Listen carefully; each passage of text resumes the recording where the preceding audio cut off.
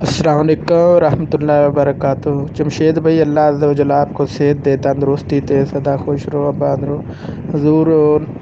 مسئلہ transport the بنیا پیا وے کہ میرے کولوں میں سرگودے تو کافی دور ہے وا، تے میرے کو مطلب کارگو کروان واسطے ادھر تہاڈے کو منگوان واسطے یا ادھر بھیجن واسطے اس طرح دی سہولت نہیں بنتی پئی ہے، تے جس وجہ تو میں تہاڈے کو ایگریمنٹ تو محروم رہا ہاں۔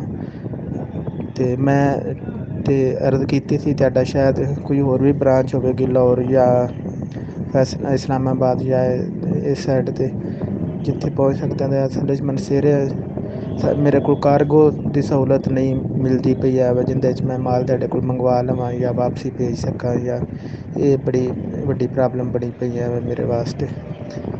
تے ویسے تہاڈے میسج سنی دے نے، گلاں سنی دیاں نے، بڑی رہنمائی ملتی نے۔ اتنا مخلص اور دوسرا مخلص بندہ اور احساس کرنے والا بندہ اس دور دے وچ تہاڈے ورگا ملنا جڑا ہے بھی ساڈی قوم نوں ایک تحفہ ہے وے۔ تے ماشاء اللہ ساڈیاں دعاواں نے کہ اللہ عز و جل تینوں ہور ترقیاں دے۔ جڑا بندہ کسے دی خیر خائی کرتا ہے، کسے دا بھلا سوچدا ہے، اللہ اوندا بھی بھلا کرتا ہے۔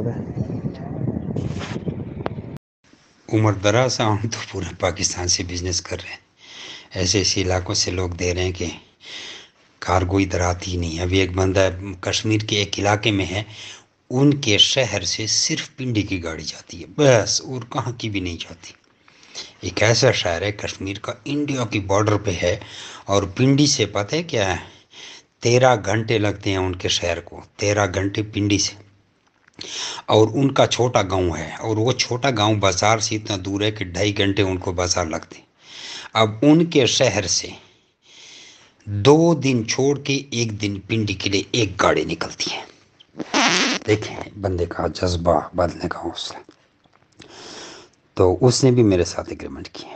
کیسے کیا؟ جب اس نے بچے منگوائے تھے مجھ سے، نہیں بریڈر پہ لیا تھا، تو اس نے کہا تھا کہ فلاں ٹائم پنڈی پہنچ جائے اور فلاں گاڑی پہ رکھوا دینا۔ میں نے کہا ٹھیک ہے۔ اس نے ایک ڈرائیور کا موبائل نمبر مجھے دے دیا، وہ ڈرائیور سے میں نے رابطہ کیا۔ اس نے کہا بھائی پنڈی فلانے اڈے سے، اس نے دربار اڈا بتایا تھا، ادھر میں کھڑا ہوتا ہوں اور عصر کو 4 بجے میں یہاں سے نکلتا ہوں۔